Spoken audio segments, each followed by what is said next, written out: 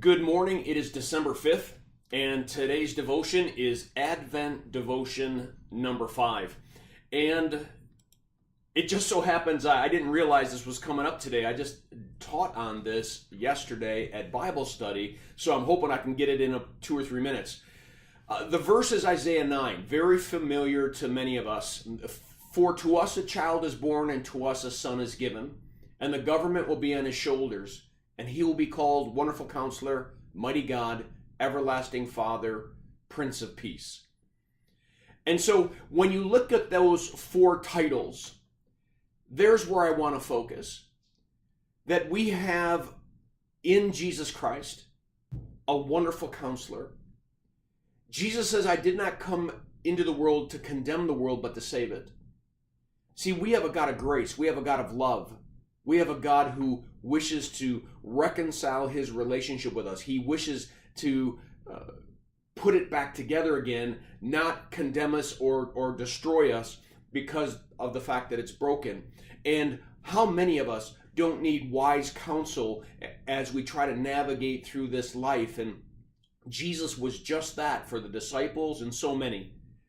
Mighty God, El Shaddai. We think of El Shaddai and we think of all the mighty acts of the Old Testament, but one of the things we emphasized yesterday is that Jesus seemed to do his most powerful work humbly, in service, redeeming the world. I mean, dying on a cross was the most powerful work in crushing the devil's head and defeating death and bearing sin and its punishment. But look at even through his ministry, as he touched and he healed lepers and he gently raised the dead and healed the sick. We as the body of Christ, as God's church, are called to be wise counselors and be mighty in our service.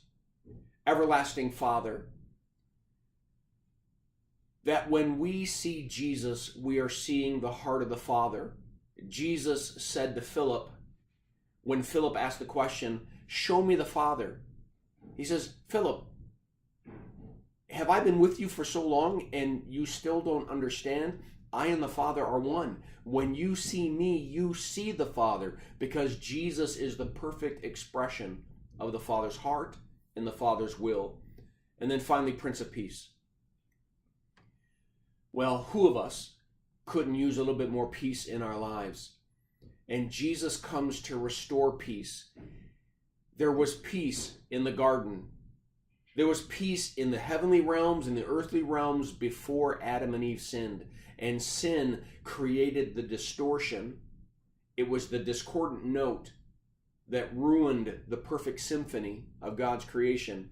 And Jesus comes to restore that again.